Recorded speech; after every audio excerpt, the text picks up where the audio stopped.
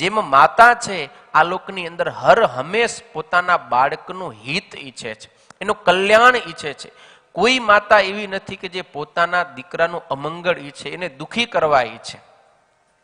ક્યારેક ક્યારેક એવા પ્રસંગ આવે કે માતા બાળકને વઢે, ક્યારેક માર મારે, ક્યારેક એને કડવી દવા પાય. તો ઉપર છલી દ્રષ્ટિએ જોતા આપણને એમ લાગે કે જો આ મા એના દીકરાને હેરાન કરે છે, અથવા તો આ માને એના દીકરામાં પ્રેમ નથી. પણ એનું આપણે ખરેખર કારણ સુધી જ્યારે પહોંચીને ત્યારે ખબર પડે કે એ મા દીકરાને શા માટે વઢે છે, શા માટે એને માર મારે છે, શા માટે એને કડવી દવા પાય છે. કેમ?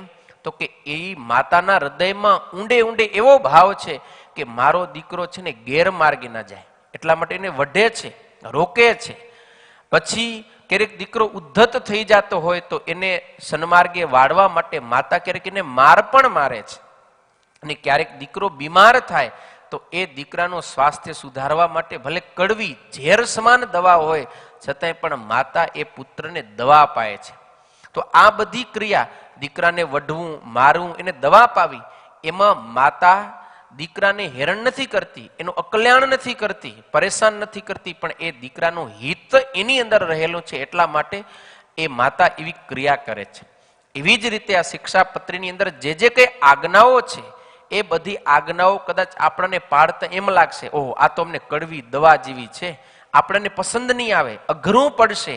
પણ એ દવા રૂપ જે આજ્ઞાઓ એને આપણે પાડશું, આચરણમાં મૂકશું તો આપણો ભવરોગ છે ને એ સમૂળથી નાશ પામી જશે. એવી પરમ ઔષધ રૂપ આ શિક્ષાપત્રી છે. વળી શિક્ષાપત્રીને એક આંજણ કહેવાય ને, આપણે આંખની અંદર કાજલ આંજી, એને આંજન પણ કહેવાય ને કાજલ પણ કહેવાય. એની એક ઉપમા આપી છે કે જેવી રીતે આંખની અંદર કંઈ રોગ હોય તો એની અંદર આંજન આંજવામાં આવે તો એ રોગ દૂર થાય છે. આંખની અંદર જો આંખ નિસ્તેજ થઈ ગઈ હોય, ઓછું દેખાતું હોય તો આપણે કાજલ લગાવવાથી આંખની અંદર તેજની વૃદ્ધિ થાય છે. એવી જ રીતે આ શિક્ષાપત્રીને કોઈ વાંચશે, આચરણમાં મૂકશે તો એને ભગવત માર્ગની અંદર પ્રકાશ થશે. એના જે દિવ્ય ચક્ષુ છે ને એ તેજસ્વી થશે. એને આત્મા સ્વરૂપનું જ્ઞાન, પરમાત્મા સ્વરૂપનું જ્ઞાન, જીવ, ઈશ્વર, માયા, બ્રહ્મ, પરબ્રહ્મ, આ પંચભેદ છે ને ત્યાં સુધી એની દ્રષ્ટિ પહોંચશે. એટલે કે એની દિવ્ય દ્રષ્ટિ છે ને તેજસ્વી થશે. એવી આ અદ્ભુત શિક્ષાપત્રી છે. એટલે જેને પણ જ્ઞાન ચક્ષુ ખોલવા હોય, દિવ્ય દ્રષ્ટિ છે એને તેજસ્વી કરવી હોય તો એના માટે જરૂરી છે આ શિક્ષાપત્રીનું સેવન કરવું. શિક્ષાપત્રી છે ને એક આંજનની સમાન છે, કાજલની સમાન છે. આપણે હર હંમેશ આપણા નેત્રની સામે આ શિક્ષાપત્રીને રાખવી જોઈએ, અર્થાત કે એને પૂછીને જ આપણે હરેક કાર્ય કરવું જોઈએ. આપણી દ્રષ્ટિ હંમેશા શિક્ષાપત્રીમાં રહેવી જોઈએ. મતલબ આપણે જે કંઈ ક્રિયા કરીએ છીએ એ શિક્ષાપત્રીને પૂછીને જ આપણે ક્રિયા કરવી જોઈએ. શિક્ષાપત્રીને પૂછ્યા વિના ક્યારે પણ કોઈ ક્રિયા આપણે એમને એમ કરવી જોઈએ નહીં. બરોબર. હવે આ શિક્ષાપત્રી છે એનું અવતરણ ભગવાન સ્વામિનારાયણે કોના માટે કર્યું છે? તો આમાં કહ્યું છે, નાના દેશ નિવાસી શિષ્ય જનતામ ઉદ્દિશ્ય યા વિસ્કૃતા સાક્ષાત અક્ષરવાસીના નૃવપુષા નારાયણેન સ્વયં સ્વાતમ સંગ્રથિતા સિપાવનિશતાનંદર્ષિણા ગ્રંથતઃ શિક્ષાપત્રી ભવાપહંત્રી ભવતીમ અંબાન્વહમ ચિંતયે.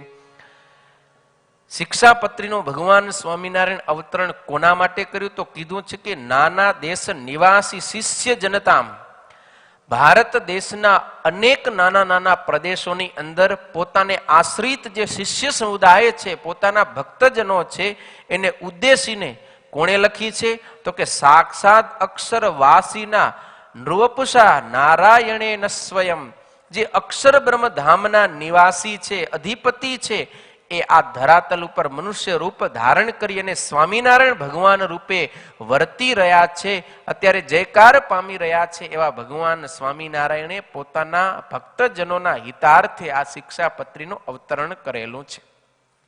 એ શિક્ષાપત્રી સતાનંદ સ્વામીએ સત્સંગી જીવનની અંદર ગ્રંથિત કરેલી છે એવી હે મા શિક્ષાપત્રી અમે સૌ તમારું પ્રતિદિન ચિંતન કરીએ છીએ, તમારું ધ્યાન કરીએ છીએ, તમને નમસ્કાર કરીએ છીએ. શિક્ષાપત્રી છે ને વાલા ભક્તજનો આપણી મા છે. એમ આપણે જેમ ગઈકાલે શિક્ષાપત્રીને ભગવાનનું સ્વરૂપ સમજ્યા હતા, હવે શિક્ષાપત્રીમાં આપણે બીજો ભાવ આરોપણ કરવાનો છે. ગઈકાલે આપણે ભગવાનનું વાંગ્મય સ્વરૂપ એટલે સાક્ષાત ભગવાન સમજ્યા, હવે એ ભગવાન એ શિક્ષાપત્રી સ્વરૂપે આપણી માતા છે. આપણને હર હંમેશ માર્ગદર્શન કરશે, કેમ રહેવું કેમ ન રહેવું જોઈએ, શું કરવું જોઈએ શું ના કરવું જોઈએ. દીકરા તું આમ કરીશ ને તો તું દુઃખી થાઈશ, બેટા આમ કરજે તું હર હંમેશ સુખી થાઈશ. આ રીતે જેમ માતા પોતાના દીકરાનું માર્ગદર્શન કરે છે, એને હર હંમેશ સુખી થાય એવા ઉપાયો બતાવે છે, એની જ પેઠે આ શિક્ષાપત્રી મને અને તમને માતા બની અને આપણું માર્ગદર્શન કરનારી છે. હવે શિક્ષાપત્રી છે ને એક મહાન ગ્રંથ છે અને તમામ શાસ્ત્રનો સાર છે, કહેતા અમૃત સ્વરૂપ છે. જેવી રીતે પૂર્વ અવતારની અંદર ભગવાન શ્રી કૃષ્ણએ પ્રગટ થઈને અર્જુનને નિમિત્ત બનાવી અને કુરુક્ષેત્રના મેદાનની અંદર શ્રીમદ ભગવદ્ ગીતા રૂપ અમૃત આપ્યું છે આપણા સૌને માટે, એની જ પેઠે પૂર્ણ પુરુષોત્તમ ભગવાન સ્વામિનારાયણે તમામ સત્સંગીઓને નિમિત્ત બનાવી સ્વહસ્તે શિક્ષાપત્રી રૂપ અમૃત મને અને તમને આપ્યું છે.